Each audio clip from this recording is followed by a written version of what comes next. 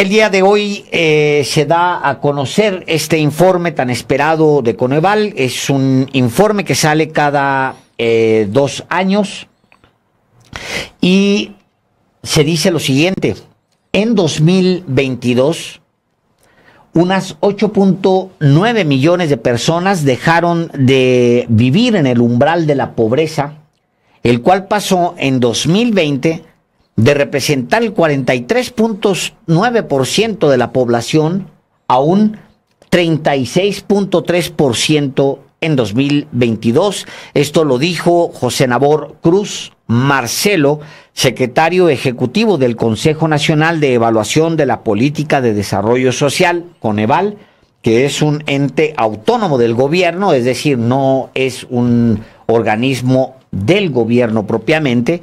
Esto al dar a conocer los resultados de las estimaciones de pobreza 2022. Efectivamente, este Consejo Nacional de Evaluación de la Política de Desarrollo Social, que es una entidad autónoma, pues dio a conocer este dato que era muy esperado por no solo los especialistas y economistas, sino todas las personas que estamos interesados en los asuntos públicos. Y también, naturalmente, las fuerzas políticas del país, que para unas no resulta buena noticia, particularmente para la oposición. Era una especie de prueba de fuego para los programas sociales también del presidente Andrés Manuel López Obrador, el primer presidente de izquierda, pues desde Lázaro Cárdenas.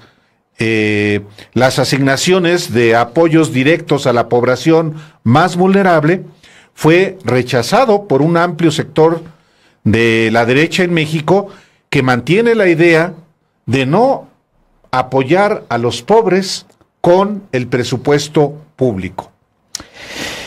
Y Nabor Cruz detalló en conferencia de prensa que las personas que vivían en condiciones de pobreza en 2020 ascendían a 55.7 millones, una cifra que disminuyó el año pasado a 46.8 millones. De esa última cifra, 37.7 millones corresponden a la población en situación de pobreza moderada y 9.1 millones a quienes viven en situación de pobreza extrema. Vale la pena que escuchemos el audio de cómo se anunció el día de hoy. Tenemos que para 2022, 36.3% de la población está en situación de pobreza multidimensional.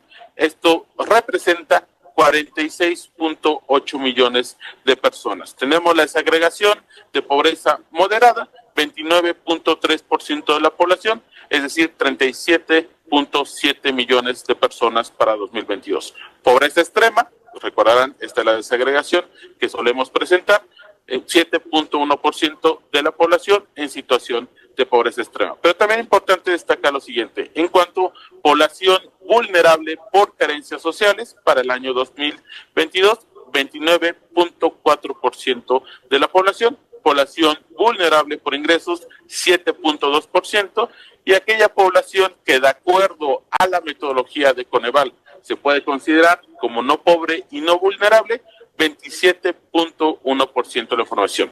Reitero, este cuadro estadístico pues representa la información desagregada, resumida en cuanto a la caracterización de pobreza, pobreza moderada, pobreza extrema, así como las carencias sociales. Por un lado, Chiapas, Guerrero y Oaxaca tienen los mayores porcentajes de personas en su población estatal en situación de pobreza multidimensional. En contraparte, Baja California Sur, Baja California y Nuevo León son las 3 entidades con menores niveles de porcentaje de población en situación de pobreza multidimensional. En cuanto a la distribución del porcentaje de población en situación de pobreza extrema, recordar, el dato promedio nacional es de 7.1% de la población, pero tenemos prácticamente 10 entidades que tienen menos del 2% de su población en situación de pobreza multidimensional extrema, y tenemos en contraparte que Chiapas, con el 28.2%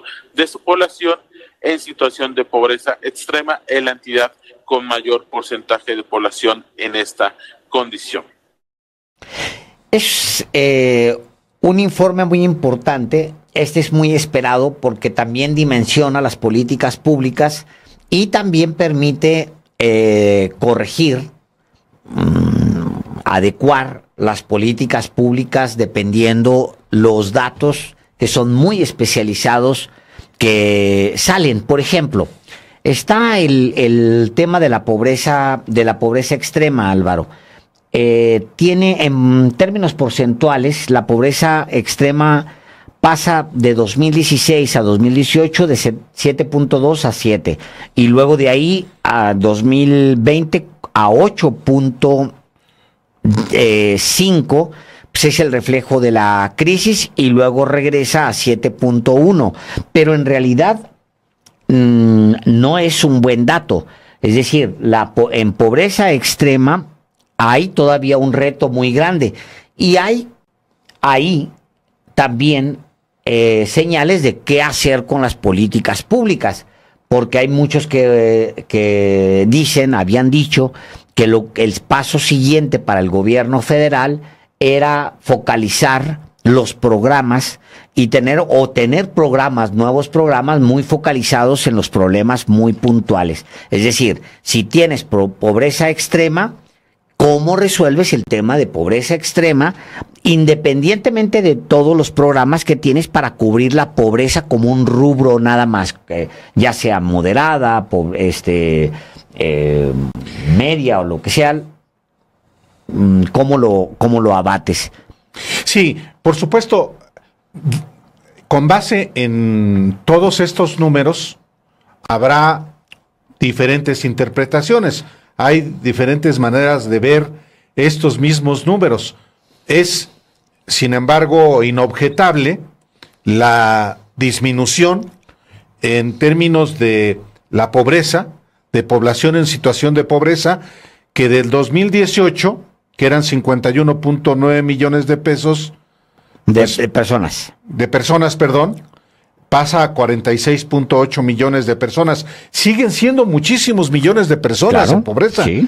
Pero el dato es que disminuye de 51.9 millones a 46.8 de 2018 a 2022. De 2018. Pero si lo ves en la crisis de 2020 a 2022, o sea, en la crisis estamos hablando de 2020, que son 55.7 millones de personas, la disminución es muy drástica porque pasa a 46.8 millones de personas. Por supuesto, siguen siendo muchas, sin duda, pero disminuye. Sí. La disminución, sin embargo, es menos, digamos, notable en el caso de la pobreza extrema, tomando solamente como parámetro del 2020 al 2022, la pobreza extrema pasa de 10.8 millones a 9.1 millones de personas. Es decir, es muy poquito. ¿Es poco? Es muy poco. Sobre todo comparándolo con la pobreza en general. Así es. Y creo que ya tenemos a Daniela Barragán, y le damos la bienvenida a Dani Barragán aquí a los periodistas, un poco para comentar ya los desagregados de estas cifras que se dan a conocer el día de hoy. Bienvenida a los periodistas, Dani. Hola Álvaro, Alejandro, muchas gracias por el espacio. Y sí, vengo pues como a dar un adelanto de la nota que vamos a presentar mañana en Sin embargo, sobre este asunto que ya estaban adelantando de la pobreza. Pues sí, sin lugar a dudas, de manera general tenemos muy buenas noticias porque de acuerdo con la revisión que ya hicimos con los datos, tenemos la gráfica de los datos de pobreza de 1990 a la fecha, serían pues 32 años de medición de pobreza. Todavía en los primeros no se tenía ni siquiera Coneval, pero se hacía una especie de medición de pobreza patrimonial que también es muy parecido a lo que ya hace Coneval. Y pues en ninguno de estos años, de las últimas 3 décadas, la población en pobreza había estado por debajo del 40%. O sea, ahorita lo que presenta Coneval es lo que ya mencionaban, que la población en pobreza está en el 36.3% y ese umbral, ese piso del 40%, nunca se había roto. No sé si nos puedan ayudar, por favor, con esa... con la gráfica que preparó Omar Vargas, que se apuró con los datos estos que salieron hoy por la mañana, y igual se las estoy compartiendo por si no la... Sí, porque la otra gráfica era de Coneval. A ver la que preparamos de los datos de 1990 a la fecha, que es, como les digo, más de 3 décadas de datos, y eso, sin lugar a dudas, es una muy buena noticia. Ya se las compartí, por si no la tenían, y eso nos permite ver cómo se rompe el piso del 40%. Permíteme, porque creo que no tienen la gráfica. Ahí está, es esta. Yes, ahora sí estamos viendo. Por ejemplo, ahí ustedes pueden ver 94-96, el chipote de pobreza, que pues nos habla también de un año que fue muy turbulento en la economía. Tenemos que iba bajando hasta que llega Calderón. Él empieza a subir en 2006 la pobreza, y justo en la administración de Calderón y de Peña Nieto, como que empieza a tener ese tambaleo del 42, 45, 46%, y Peña Nieto logra entregarlo al 41.9% de población en pobreza. Para el 2020 aumenta, el Coneval señaló claramente, y pues era muy lógico que fue por la pandemia, y lo que vemos aquí ya por fin se rompe el piso del 40% en cuanto a pobreza, y pues sin lugar a dudas es una muy buena noticia. Sí, ustedes, para terminar este punto, ustedes ahorita ya mencionaban los factores, ¿no? Lo de primero la pandemia, luego la guerra, y luego también la inflación desatada a nivel internacional. Pero acá también en México tuvimos otros factores que sí pusieron en juego, y por eso también se esperaban mucho estas cifras, porque es la primera vez que ya se miden cómo es que funcionan los programas, ya sin que sean focalizados. Ya tenemos esta evaluación de los programas universales, ya y que es algo que defendió el presidente y que ha criticado mucho, de cómo antes la política de desarrollo social decían que era para unos cuantos. Bueno, pues ya se demuestra que los programas universales pues realmente funcionaron. Y la otra también es ese mito de no aumentar el salario, que es otro factor importante, porque antes se decía que subir el salario mínimo iba a despertar la inflación. Bueno, ya tuvimos una inflación internacional que todo mundo la padeció, literal todo mundo, y además con los aumentos al salario mínimo, y ahí están los resultados. Igual en la mañana comentaba yo que es muy difícil escatimar el triunfo, y que sin duda es un dato o son muchos datos que sí nos deben tener muy, muy contentos por lo que estamos viendo. Hay también diferencias importantes entre entidad federativa y entidad federativa en estos datos. Se da un comportamiento, pues como debe ser, muy variado entre ciertas entidades y otras, que quizá valga la pena explicar, Daniela. Sí, sobre eso también tenemos algunos gráficos que van a poder ustedes pues ya ver completos el día de mañana. Bueno, a las 12:00 del día de hoy ya van a estar disponibles Sin Embargo. Es una muy buena noticia y también un dato inédito, porque en ninguna entidad aumentó la pobreza, en ninguna. Todas tienen reducción, y ustedes ya pueden ver algunos ejemplos que van a estar pasándoles en pantalla. Pues la reducción es en algunos hasta de 10 puntos porcentuales. Sobresale mucho el caso de Quintana Roo, porque en la pandemia Quintana Roo es la entidad que más aumenta de pobreza, porque pues se cierra la actividad turística, y pues ellos dependen casi al 100%. Ahí estamos viendo la gráfica de Quintana Roo.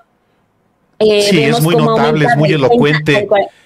Es muy elocuente esta gráfica, lo que dices, porque tratándose de una entidad que evidentemente vive de los servicios turísticos, con la pandemia que se paraliza toda la economía, sube hasta el 47.5% en pobreza y la caída es muy drástica, Dani. ¿Es el principal estado? Sí. En 2020 fue el principal estado con pobreza, sí. Y ahí, o sea, esta gráfica exhibe y es la muestra clara del efecto COVID-19. O sea, es una entidad que no figuraba entre las más pobres del país, no era, las más pobres, pues sabemos históricamente, las del sur-sureste. Quintana Roo, si nos vamos a quedar en esa, por favor, ahí muestra ese chipote de pandemia, 100% de pandemia. Pero vemos no solamente que recupera su nivel del 2018, sino todavía disminuye más la pobreza. Entonces, esta es la entidad que tiene la mayor reducción, es muchísimo, casi el 50%. Entonces, pero todas las demás no se quedan atrás. Por ejemplo, también les cuento, está el caso de Chiapas, esa que pues sí es una muy buena noticia. Chiapas por lo regular siempre tiene como una complejidad particular para bajar la pobreza. Desafortunadamente continúa siendo la más pobre, pero ahorita ya vemos cómo también fue bajando, ya venía con una reducción, todavía baja un poquito más, y en el mismo sentido están Guerrero y Oaxaca. Puebla también baja mucho de pobreza, que Puebla también había estado afectada por pandemia. Entonces, eso, insisto, también es inédito, no solamente que se rompe ya el piso del 40% de pobreza, sino también todas las entidades bajaron pobreza. Sí, son cifras bastante elocuentes, aunque, Dani, también ciertamente en general baja la pobreza, disminuye la pobreza, pero la pobreza extrema es una parte en la que no termina de la disminución es marginal o es, digamos, menor en comparado con en general lo que disminuyó en pobreza. Sí, ahí también va a ser cuestión de empezar a analizar, por ejemplo, si la pobreza extrema disminuyó tan poco por un asunto de los programas sociales, porque, del acceso a los servicios básicos, porque esa es como la manera en que Coneval mide la pobreza, porque no solamente los pobres son los que no tienen el dinero para acceder a una canasta básica, sino que también son los que no tienen los servicios básicos de vivienda, como un piso firme en sus casas, como acceso a agua, también el acceso a una alimentación sana, los servicios de salud, la seguridad social, que ese siempre ha sido uno de los principales retos.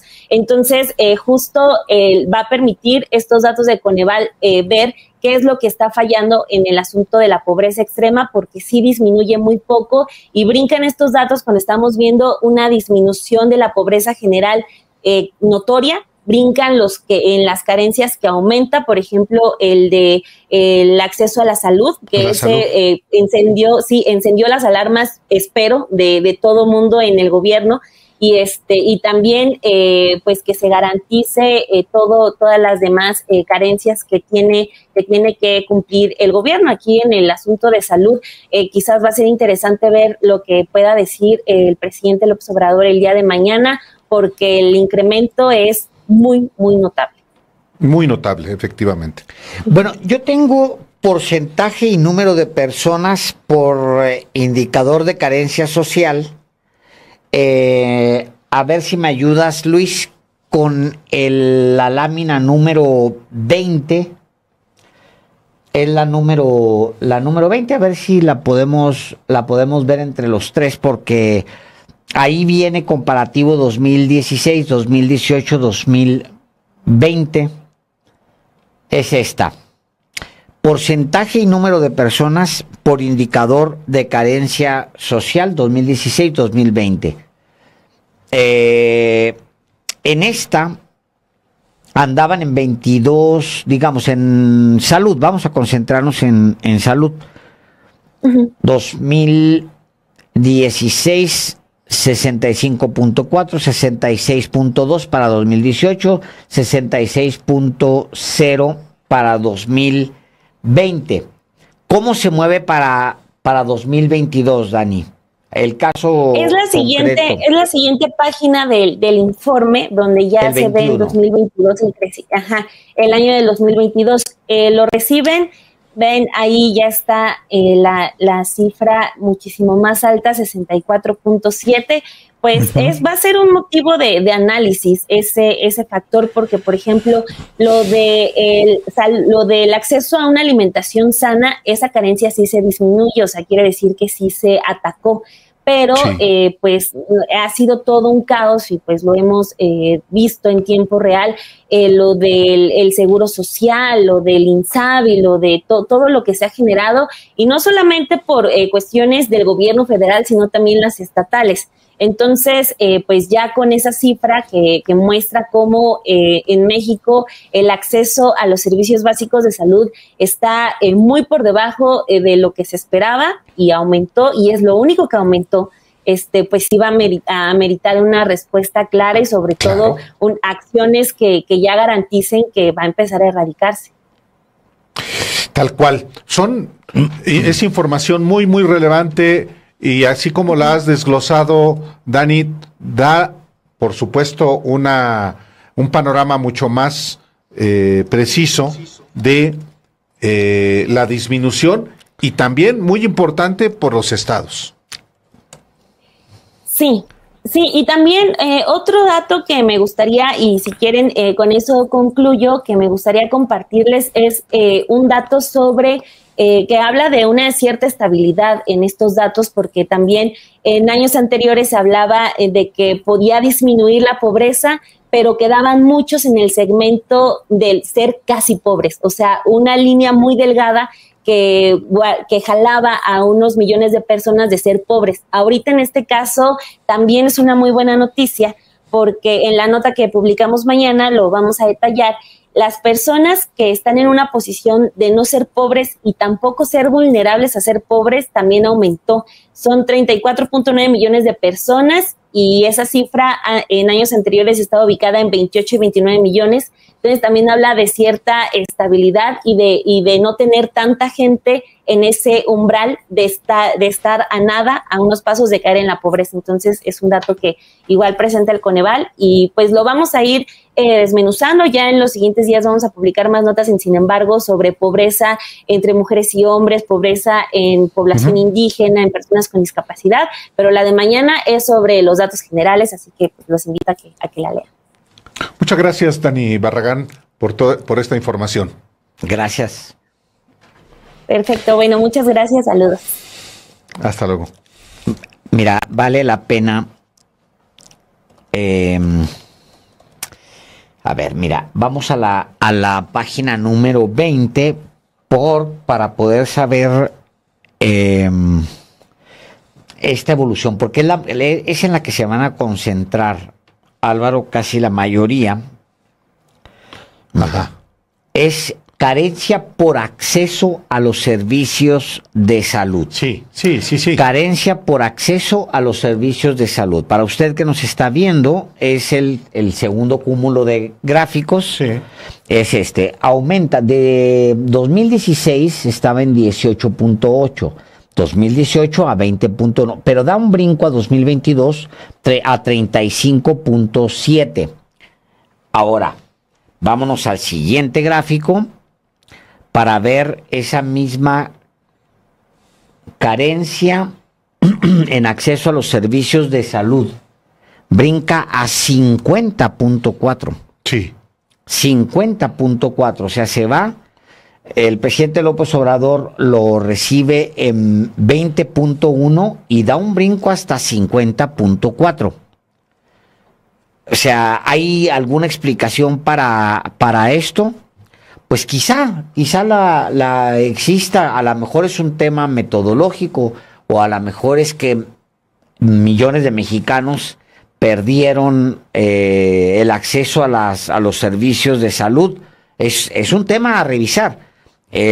Quizá tal cual es que se les cayeron los números entre un Excel y el otro. O sea, puede ser cualquier cosa, pero obvio el gobierno tiene que revisar qué es lo que sucedió ahí, porque ese es el dato principal, el que va a ser el más polémico y el que pues le pone un matiz Sí. al dato general, que es muy bueno, de los 9 millones de personas que salieron de pobreza. Sí, por eso es también muy importante, aquí también va a haber mucha deliberación, porque obviamente la oposición se va a concentrar. En ese. Sí, pues sí, pero no hay, los pobres perdieron acceso a la salud. Y el tema va a ser el seguro popular. El seguro popular que en realidad era pues un cartoncito. Nada más que se hizo un padrón, entonces supuestamente ya una persona que no estaba afiliada al Instituto Mexicano del Seguro Social, al ISSSTE o a los sistemas de salud de los estados, entonces le decían, usted tiene seguro popular, tenga su cartón, aunque ese seguro popular no se tradujera necesariamente en más clínicas, en más hospitales, en la atención a enfermedades. No hay que olvidar que el seguro popular atendía solamente unas enfermedades. Si usted tenía cáncer de riñón, no, pues el seguro popular no lo cubre. Se destinaron miles de millones de pesos en presupuesto para el seguro popular que se entregaba a los estados y también se lo robaban. Eso también es una realidad. Obviamente, el seguro popular desaparece en este gobierno y se busca sustituirlo con el Instituto de Seguridad del INSABI, el Instituto de Seguridad para el Bienestar, que resultó ser un fiasco. Y también hay que decirlo así, fue un fracaso el INSABI. Por eso lo desaparece también el gobierno, el presidente López Obrador, y se concentra en el IMSS Bienestar para atender a todas las personas, un servicio universal de salud, todavía no materializado, eso también hay que decirlo. Por eso mañana va a ser interesante qué es lo que explica el presidente López Obrador al respecto. Sí, porque sí debe haber una explicación, porque es un dato importante y que sí amerita una explicación.